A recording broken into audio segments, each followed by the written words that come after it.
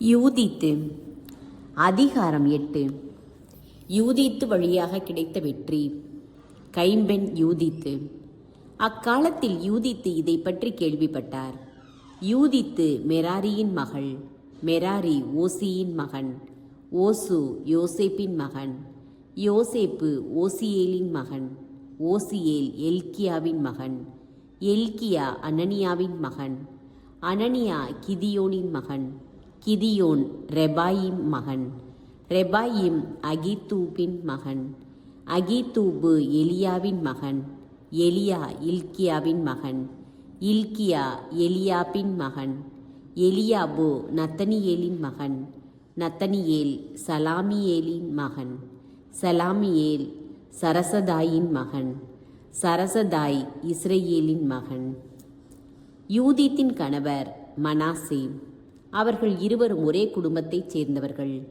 வார்கோதுமை அறுவடை காலத்தில் மனாசே இறந்து போனார். அவர் தம் வயலில் கதிர்களை சேர்த்து கட்டி கொண்டிருந்தவர்களை மேற்பார்வையிட்ட பொழுது கடும் வெயில் அவரது தலையை தாக்கவே அவர் படுத்த படுக்கையானார். பின் தம் நகரான பெத்தூலியாவில் உயிர் துறந்தார். தோத்தானுக்கும் பால்மோனுக்கும் இடையில் இருந்த வயலில் அவர் தம் மூதாதையரின் கல்லறையில் அடக்கம் செய்யப்பட்டார். யூதித்து கைம்பெண் ஆனார்.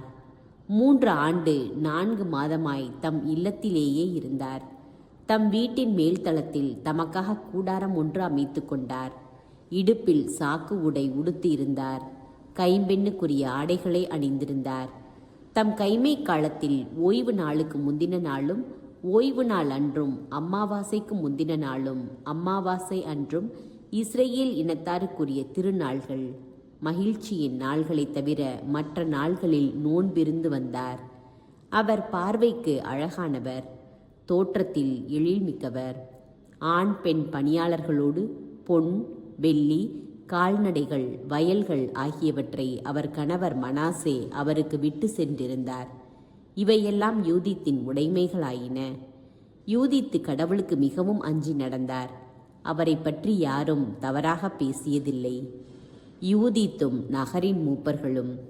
தண்ணீர் பஞ்சத்தால் மக்கள் மிகவும் சோர்வுற்று ஆளுநருக்கு எதிராக கூறியிருந்த கடும் சொற்களையும் 5 நாள்களுக்கு பின் நகரை அசீரியரிடம் கையளிக்கப் போவதாக ஊசியா ஆணையிட்டு கூறியிருந்த அனைத்தையும் யூதித்து கேள்வியுற்றார். உடனே தம் நகரின் மூப்பர்களை ஊசியா, காபிரி, கார்மி ஆகியோரை அழைத்து வருமாறு தன் உடைமைகளையெல்லாம் கண்காணித்து வந்த தம் பணி பெண்ணை அனுப்பி வைத்தார். மூப்பர்கள் வந்தபோது யூதித்து, பெத்தூலியாவில் வாழும் மக்களின் ஆளுநர்களே, நான் சொல்வதை கேளுங்கள்.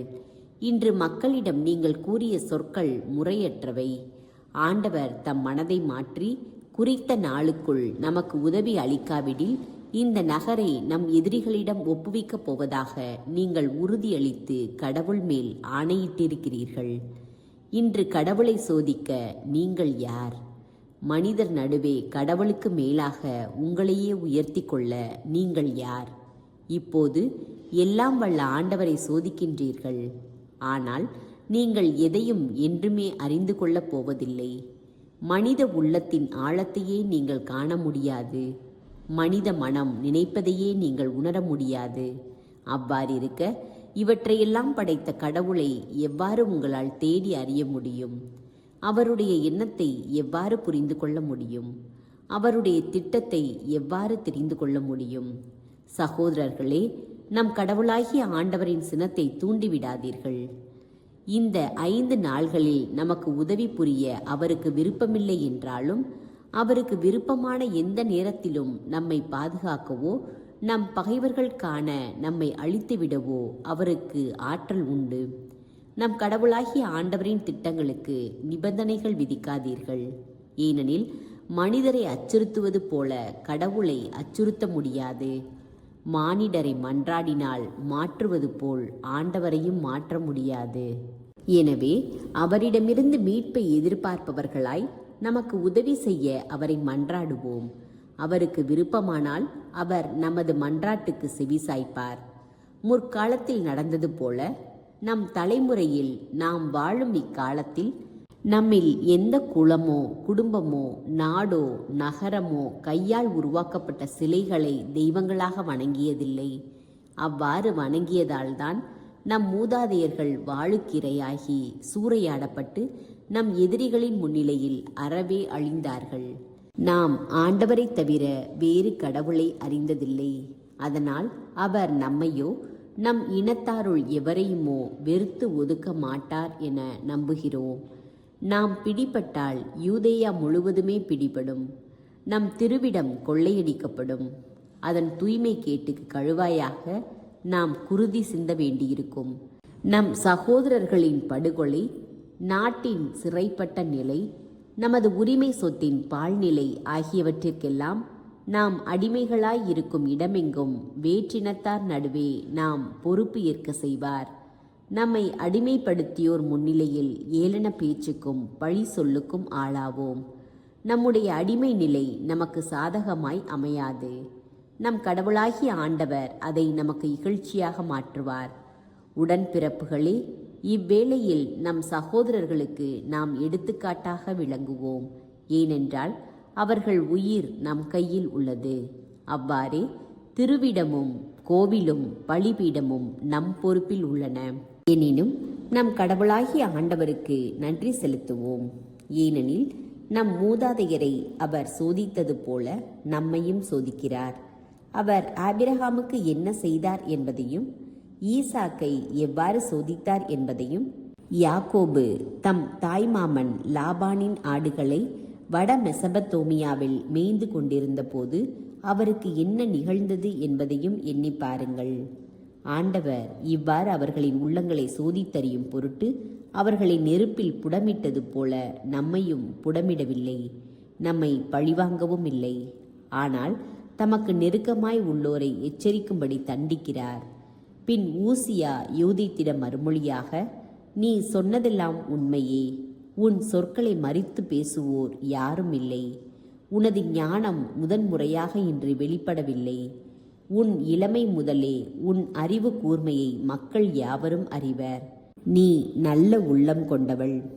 ஆனால் மக்கள் கடும் தாகம் கொள்ளவே நாங்கள் முன்பு உறுதி கூறியவாறு செயலாற்றவும் அதை மீறாதவாறு ஆணையிடவும் எங்களை கட்டாயப்படுத்தினார்கள். நீ இறைப்பற்றுள்ள பெண். ஆகையால் இப்போது நமக்காக இறைவனிடம் மன்றாடினால் ஆண்டவர் மழை பொழிய செய்து நம் நீர் தொட்டிகளை நிரப்புவார். நாம் இனியும் தாகத்தால் சோர்வு அடைய மாட்டோம் என்றார்.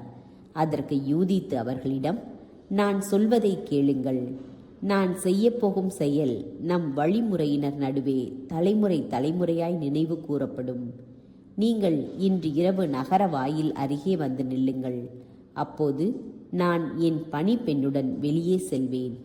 நீங்கள் நகரை நம் பகைவர்களிடம் கையளிக்கப் போவதாக உறுதியளித்த அந்த நாளுக்குள் ஆண்டவர் என் வழியாக இஸ்ரேலை விடுவிப்பார். நான் செய்யப்போவது பற்றி நீங்கள் ஒன்றும் என்னிடம் கேட்காதீர்கள். நான் அதை செய்து முடிக்கும் வரை எதுவும் சொல்ல மாட்டேன் என்றார். அதற்கு ஊசியாவும் ஆளுநர்களும் அவரிடம், நலமே, சென்று வா. கடவுளாகிய ஆண்டவர் நம் பகைவர்களை பழிவாங்க உன்னை வழிநடத்தட்டும் என்றார்கள். பிறகு அவர்கள் அவரது கூடாரத்தை விட்டு தாங்கள் காவல் புரிய வேண்டிய இடங்களுக்கு திரும்பினார்கள்.